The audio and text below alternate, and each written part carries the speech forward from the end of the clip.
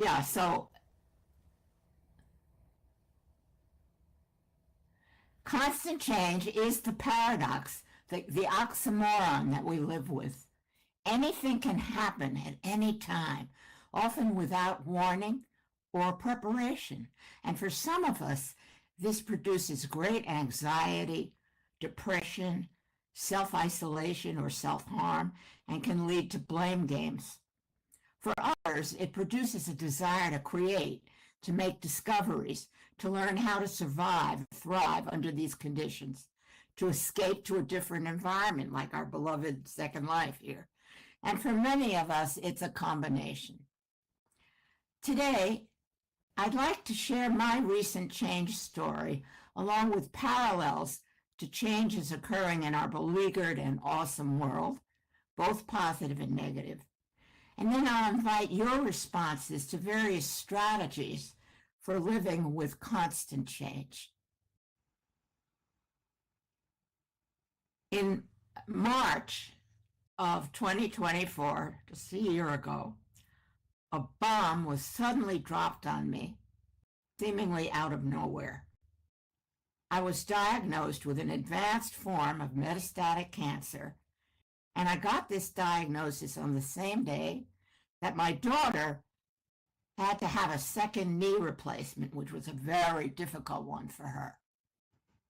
So both of us were going through big changes. So there was this big change coming in my life, and since I'm 90 now, it's coming nearer to the end of my life than to midlife. And frankly, I was dumbfounded. I was started on chemo, and the doctor couldn't tell me how I would be responding to the treatment since everyone's response is different. So I began dealing with the constant changes that were happening to me. And the whole thing about change is that it's happening all the time. And I had to learn to live with not knowing. Now, I'm a person who likes to have data to base my decisions on, but the data here was sparse.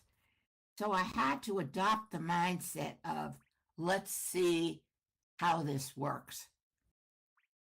In my case, as it turns out, I had an amazing response to the chemo treatments, something my doctor has rarely seen, especially in someone of my age.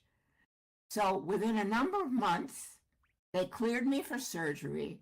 I had whatever they could see removed by the least invasive laparoscopic surgery, and I've now been declared in remission.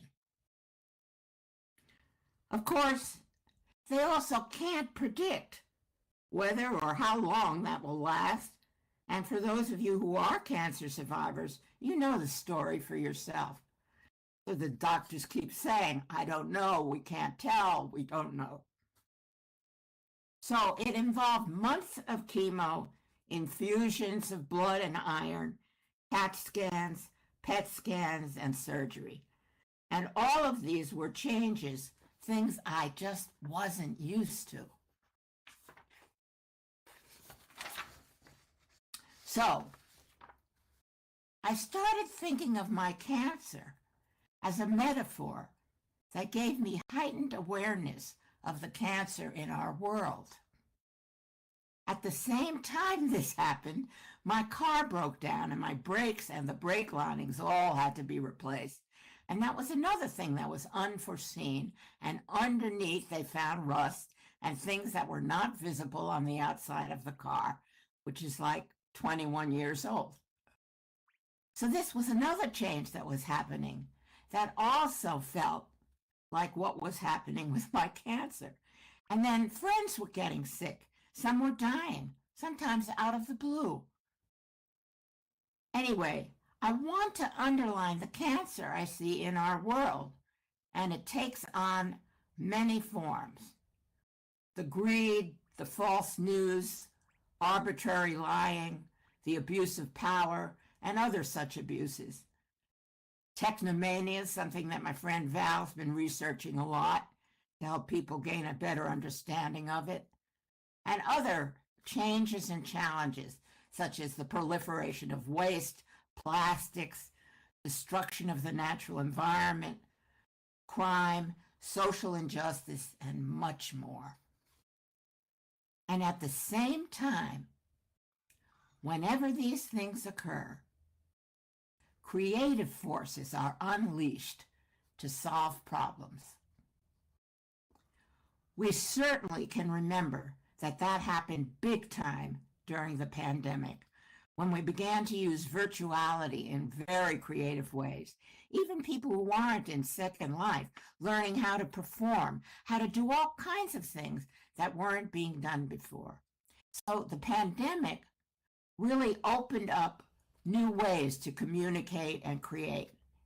And then there's this big change with artificial intelligence and a total uncertainty about tech changes in the future and how all our lives are going to be affected by this new wave of technology, which is actually not that new. It's been around for a while, both positively and negatively.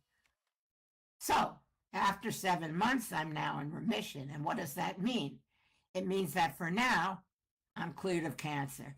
But that doesn't guarantee that sometime in the future it won't return, although I'd probably die from old age at that point.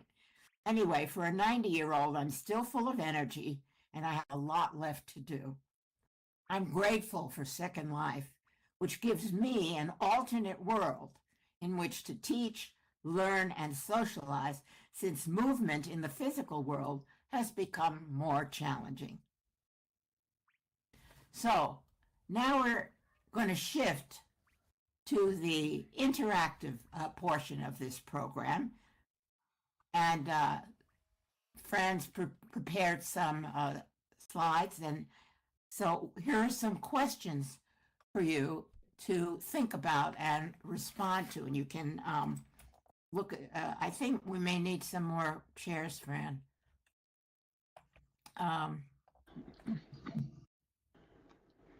So you can see up on that whiteboard questions to consider.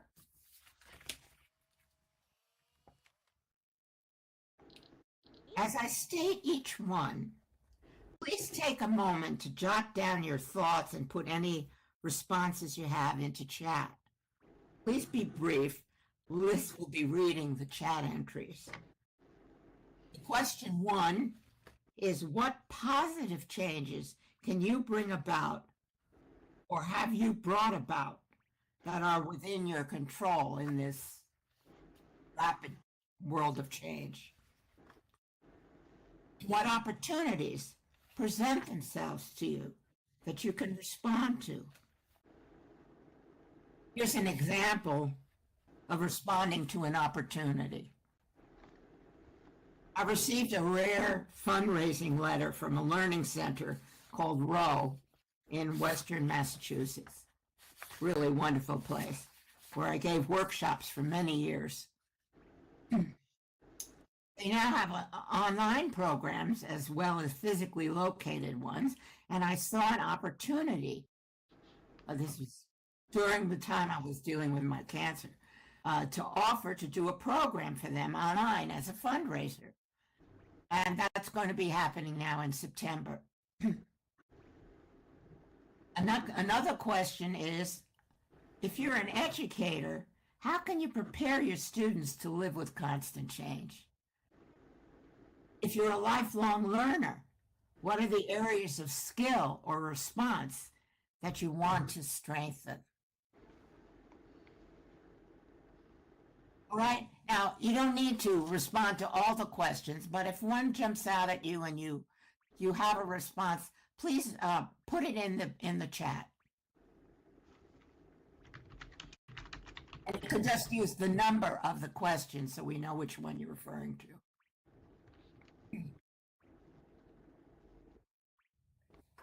You want me to read as they come in now, Marley? Sure. Okay, so Beth says, responding to number 1, talking with our daughter to help her keep her balance with all the changes, helping with this conference, trying to keep our own physical environment tidy. They're very positive, Beth. Thank you. Lady Tigress says, my attitude and how I approach situations and circumstances.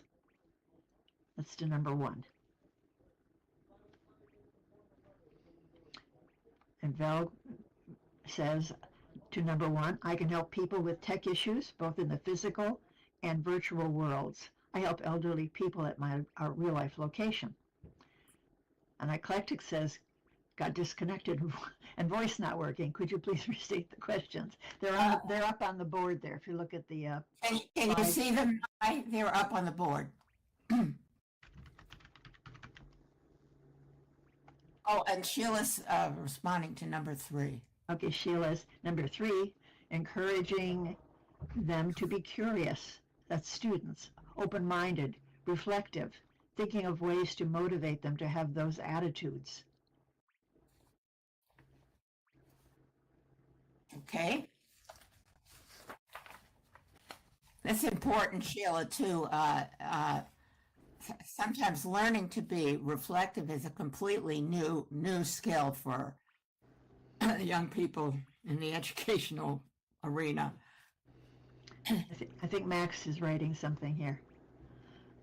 Val says, at Sheila, those are meta-literacy characteristics for sure. And Max says, I'm retired from my university now, but I've started tutoring young children in reading. This is a very new skill for me. Uh-huh.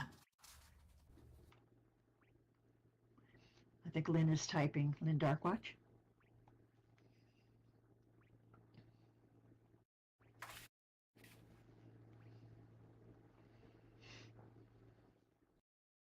Lynn says, I can't build or script, but I can make spreadsheets and help organize stuff and edit for grammar and logic. Those are also needed skills and led me to Gulp, stepping in to lead an event this year, as the former lead had to step down due to ill health. Good for you, Lynn. That's a stretch.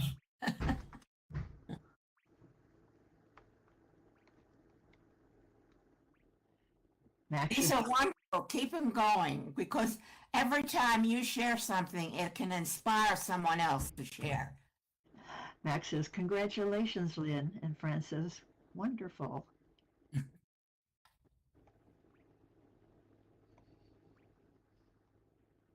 No judgment, Max.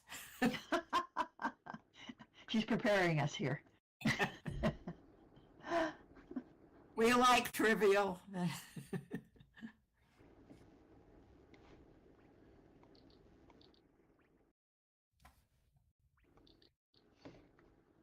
I think that Eclectic is typing too. Okay.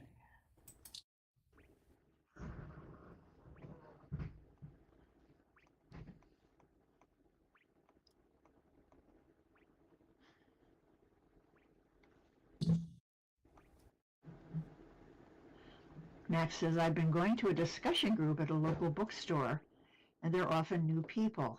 So I decided we needed name tags, and I've been making them for everybody in the group. That's not so trivial as you think. You know, people respond to that kind of thing. They feel taken care of, and that makes them more capable of taking care of other people. You get that? And in times of change, that's a really important thing. Yeah, and Beth agrees. He says, stuff like that is important and helps make connections. That's and right. Lynn says, that sounds very useful. I see Sheila's typing too.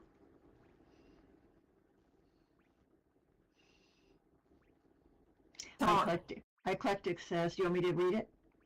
Oh, sure. Go ahead. Okay.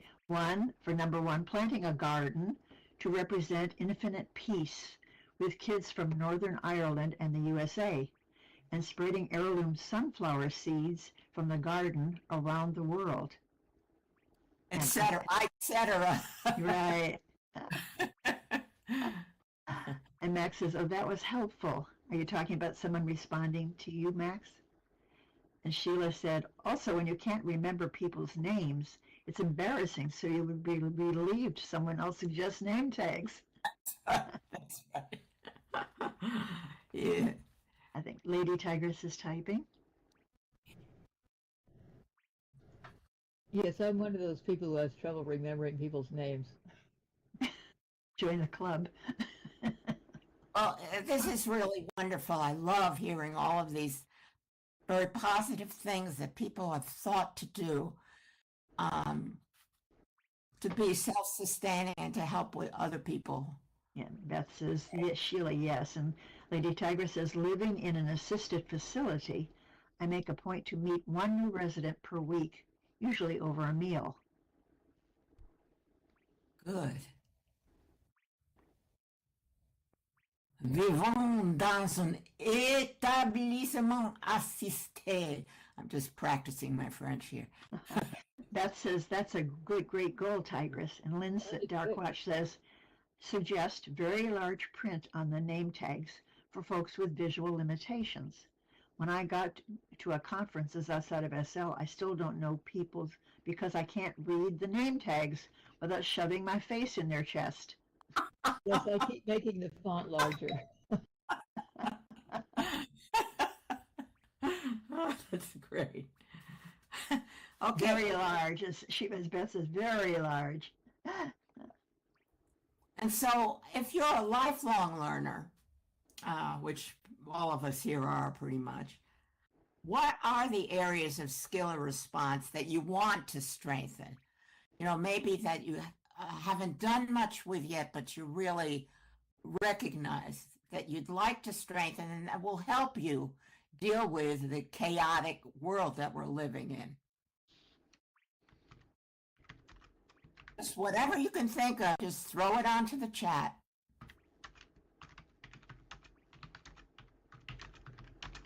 Math, says Max. My math is very elementary. A couple of people came in a little late, so I'm just explaining to them what we're doing here. Matt says, tags math club has been really helpful.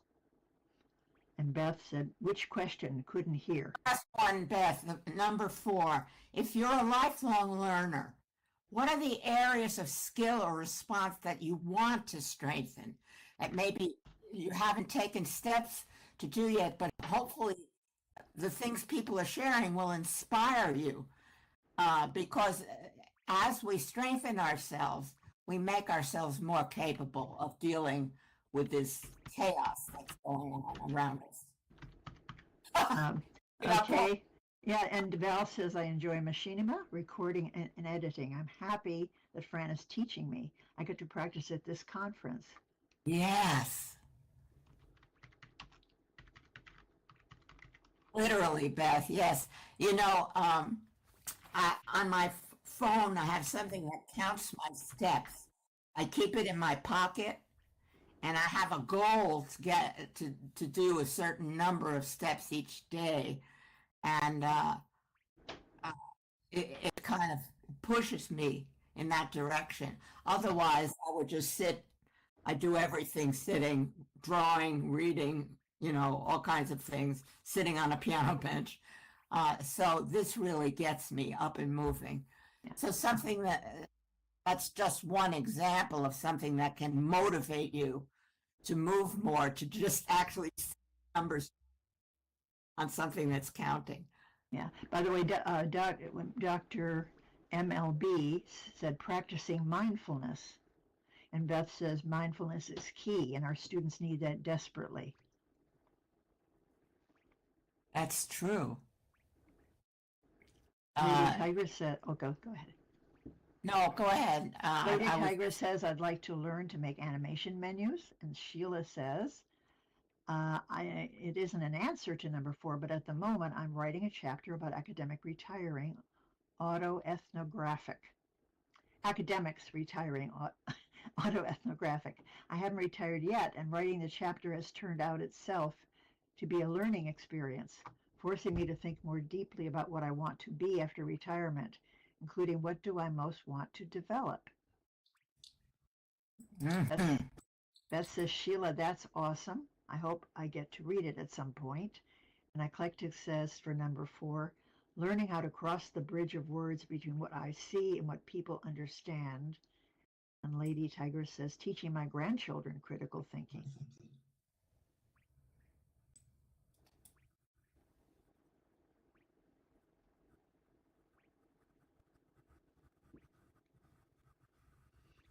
Beth says, I want to update my education blog with a bit on retirement.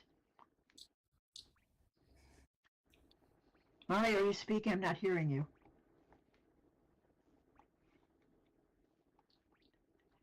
Is anybody hearing Marley? I'm not speaking. Oh, okay. I thought you were. I saw little green things coming out of you.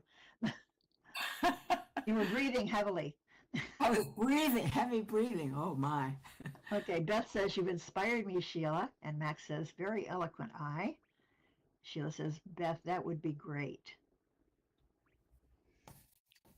Okay, I think we'll move on now to an interactive exercise with some possibilities for living in a world of change that I have created here that you can respond to, and you may have some other examples. So this is the next slide now. Okay, so just take a minute to look at what's there. These are all really important for me, and probably you and I share some of these in common. See what you respond to. If you have any comments or specific examples, you can put something in the chat.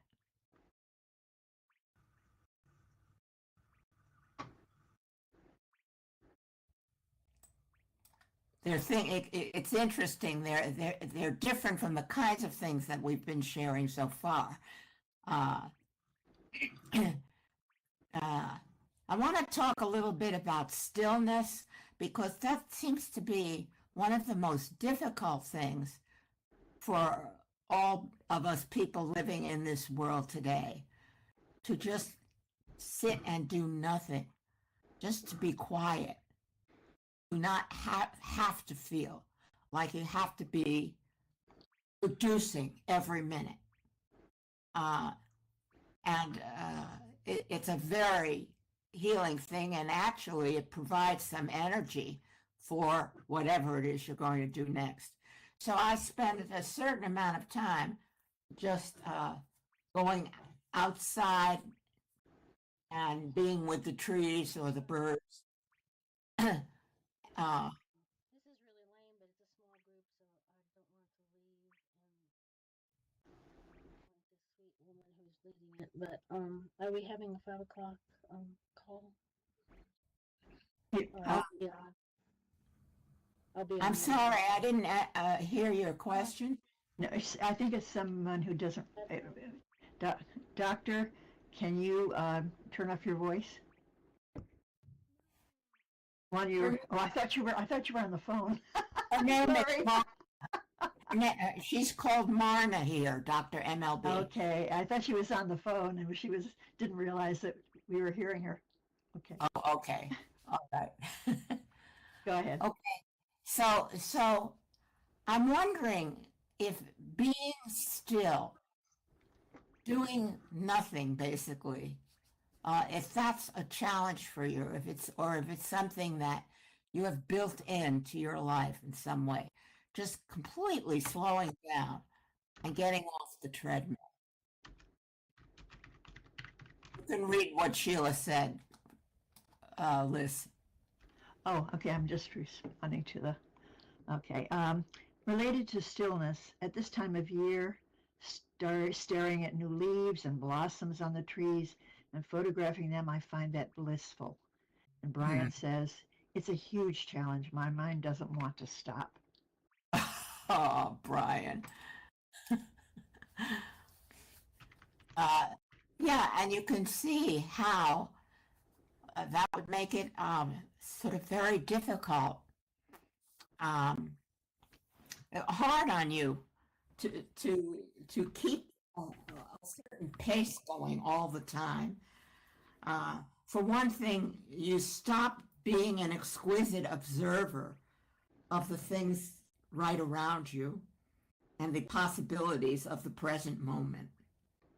And I'm not just talking to you, Brian, I'm talking to the group, and sort of pushing into your future and trying to push everybody else to produce.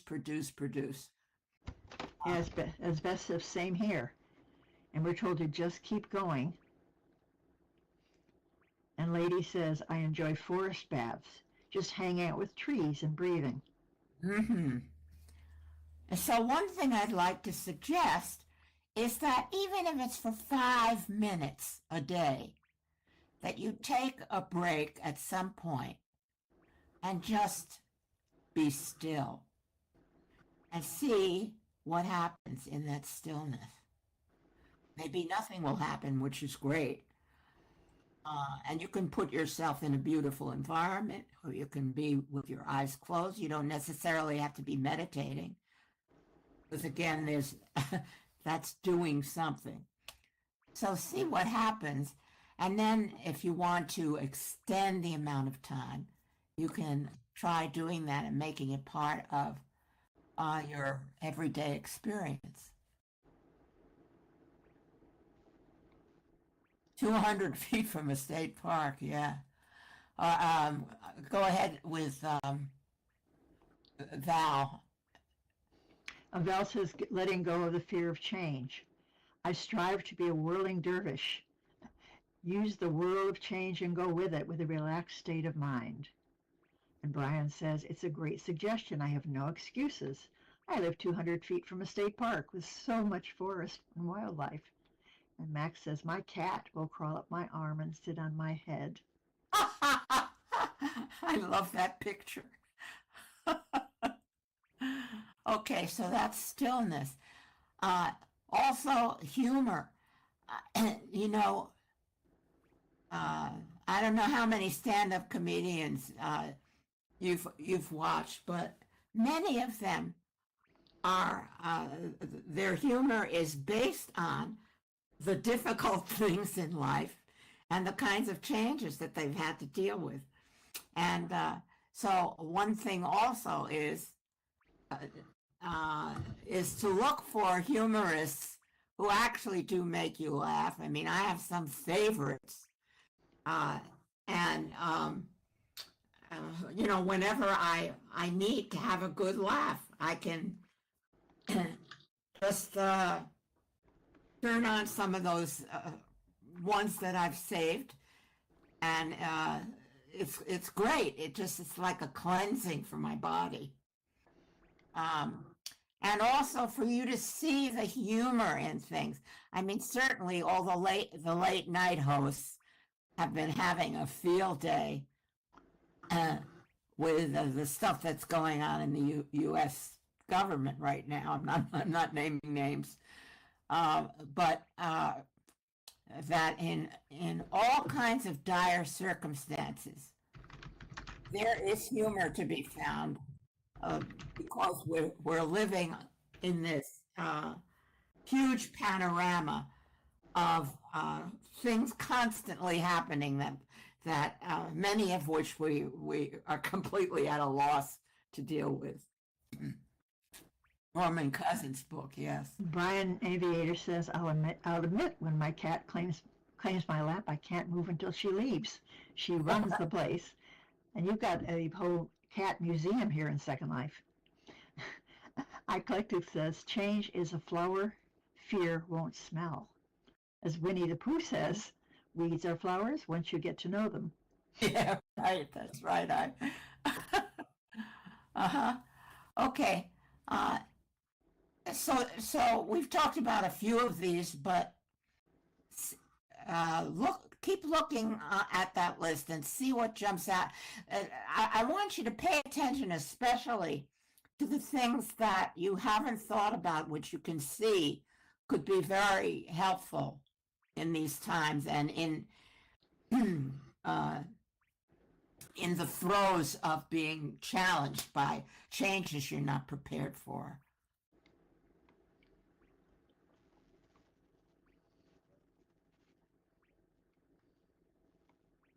And keep commenting. See what you come up with as you look at some of these.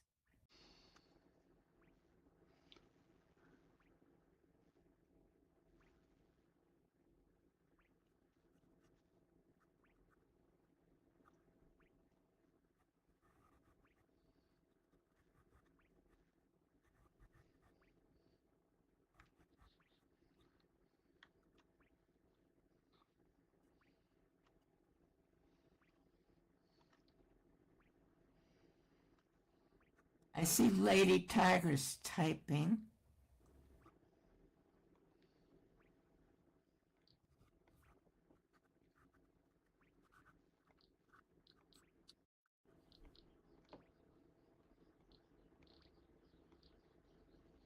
Okay, well, let me talk a little more about some of these. Oh, Max Oh, just, now I got some. Okay, go ahead. okay. What makes me crazy is that I'm pretty busy all day and then have trouble sleeping. What an opportunity for stillness, but I just toss around. And Lady Tigress says, what used to be difficult for me was changing my mind. Now I ask myself, what's the problem? If it's wrong, start over.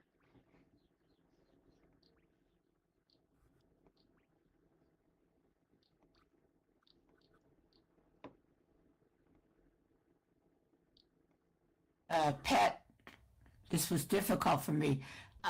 Pet, can you put your comments in English so people who don't know French can... It's in English there, above it. It's the same thing. Right? Lady Tigress is Pet Carew. Right. Sorry. Right. Oh, okay. Right, I didn't realize that. Okay. All right. Their moniker. Yeah. Well, that thing of changing your mind or feeling state, let's talk about that a little bit, because sometimes we need to develop a stronger objective self that sees ourselves getting stuck in something and can actually comment on our own process, like, oh, I just put a negative thought in my head. If I'm capable of that, I'm also capable of putting a positive thought in my head. I can ask the negative thought to leave because it's not helping me. It's just I'm making myself anxious. So that kind of self-reflection, we talked about, mentioned self-reflection before in the educational process.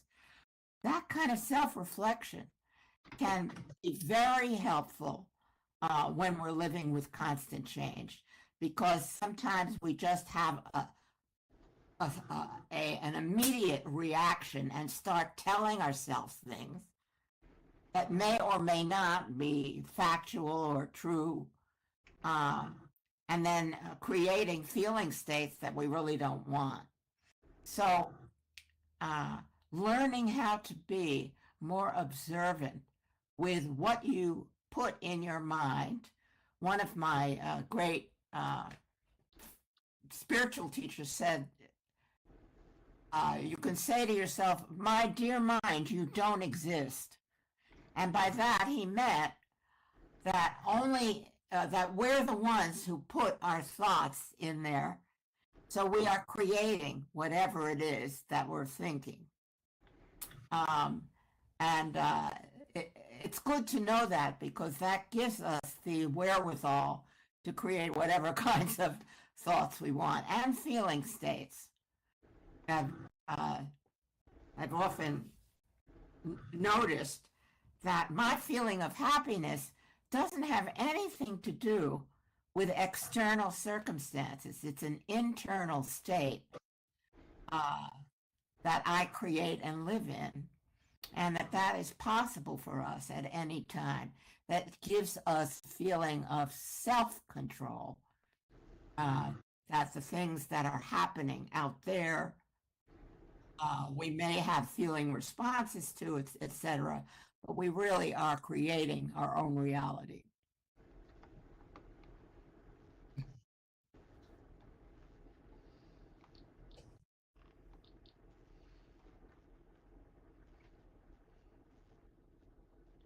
And that is also connected to making choices meaningful to you. Many people here do that. You come into this alternate world and you have to create your experience from scratch, really, and decide, how am I going to operate in this alternate reality? What is it that I want to do? Who do I want to hang out with? How do I want to contribute?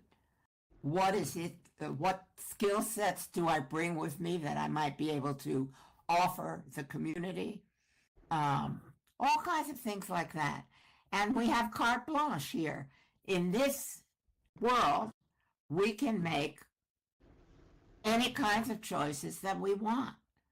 And so that can give us a perspective that we may not have out in our physical world, where we can't always follow through on choices that we would like to make. And here we have a lot of freedom to do that. And that's, I think, what is so healing about having a virtual world to operate in. Yes, Lynn. How am I going to present myself? Am I tiny or a dragon or a human? A woman. I like that.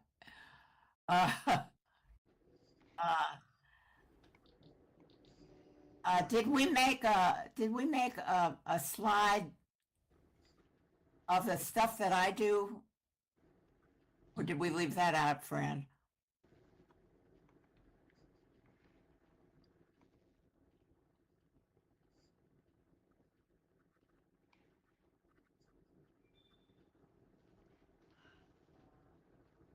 Okay, these are here in the text. You want to, what positive changes can you bring about, or have you brought about that are under your control? No. This is where are we here? Where are we here? He's going through things. Oh, interactive exercise. Okay. no, after that. Yeah. Okay, hon. It's called "Here Are Some of My Favorite Personal Strategies." It's all after. She's almost there. He's almost there. Yeah, and you guys can copy these if you want from the chat. Okay, here they are. Do you want to read them out loud, Marley? Okay, yeah, here are some of my favorite strategies. Whoops, slow down. Can you go back a bit? Okay, I can read it. All right, I've got it. Okay, go. I've got it in front of me anyway.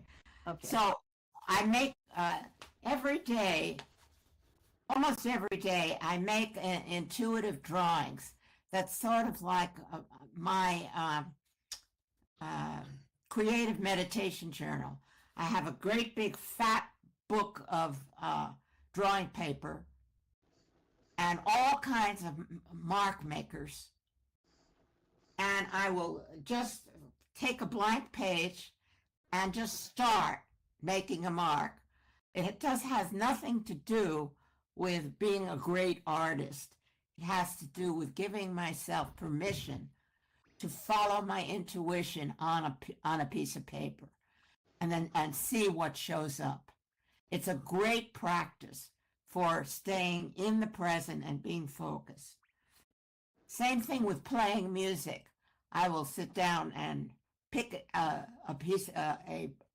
music book, Mozart sonatas or whatever, a Bach prelude, and I'll read it. I'll sight read it.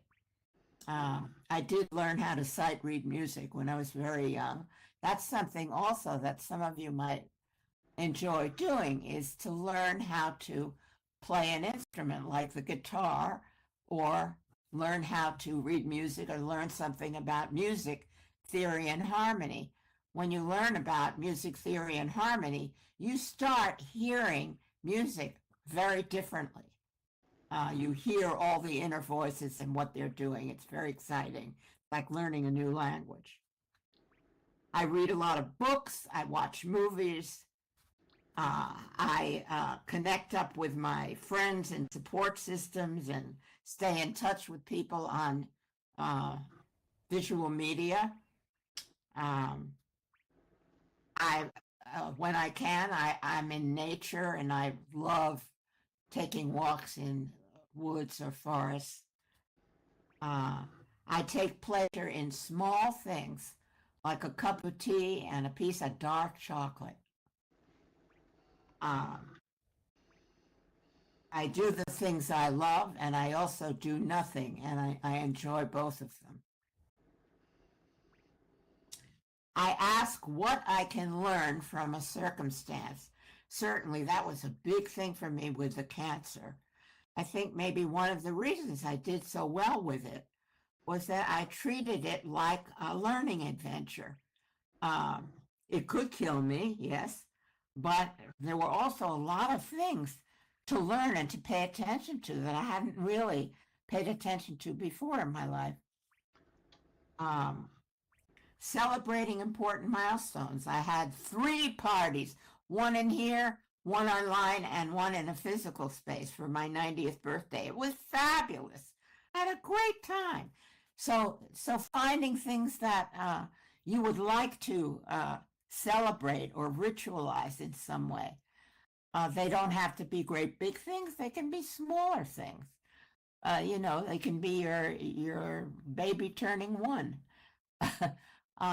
But to mark things in your life with giving them some energy that then goes into your memory bank and creates nice ways for you to deal with your time.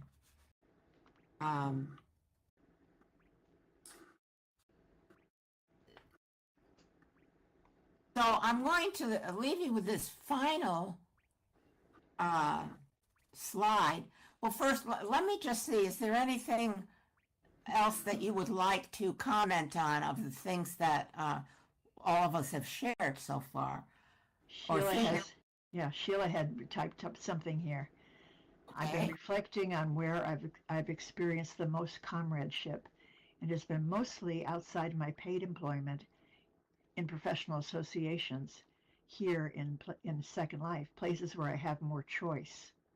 Mm-hmm. Yep. It's interesting, Sheila.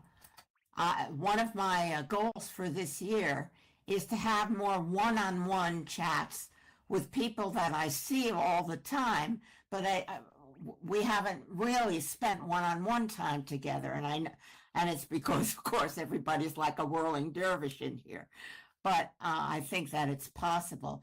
And in fact, Lear and I were talking yesterday about the possibility of getting a group of women together that we all know very well from being all in the same groups, and just seeing how we have been impacted by being here for many, many years, that it would be a very interesting conversation. So, I'm thinking that I might try to put that together. Val says, good point, Sheila.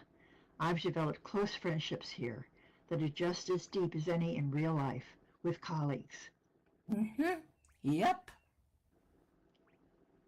Oh, Max. I'm the over 50 group. Way over 50, Max. Way over 50. 50 seems like, well, I mean, I have a daughter who's in her 60s, so you can imagine.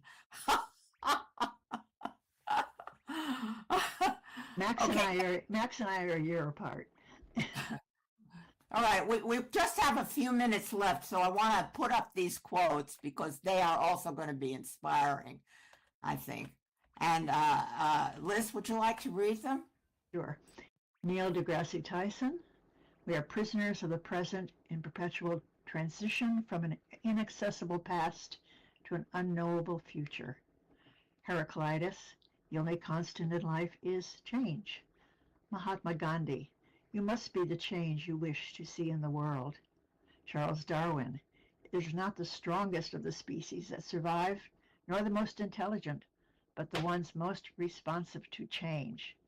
Albert Einstein, the measure of intelligence is the ability to change. Deepak Chopra, all great changes are preceded by chaos. Let's hope that's true.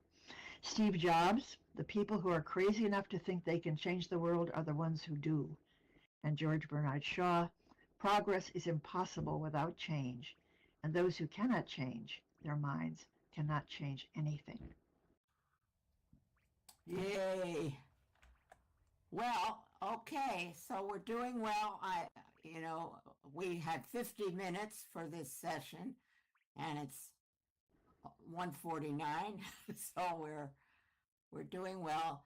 And the last minute is for any closure statements people want to make about the session.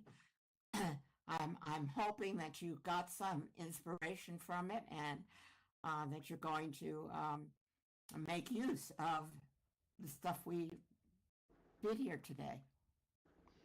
Want us to read the final line here from Eclectic about change. In times of change, learners inherit the earth, while the learned find themselves beautifully equipped to deal with a world that no longer exists. From Eric Hoffer. Thanks, I. All right, closing comments about the session?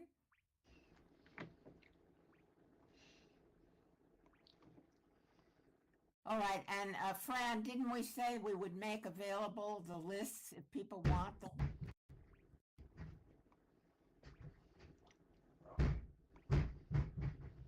Fran? Oh, maybe Fran had to leave. Did No, he leave? Any of the lists that we put up? Yeah.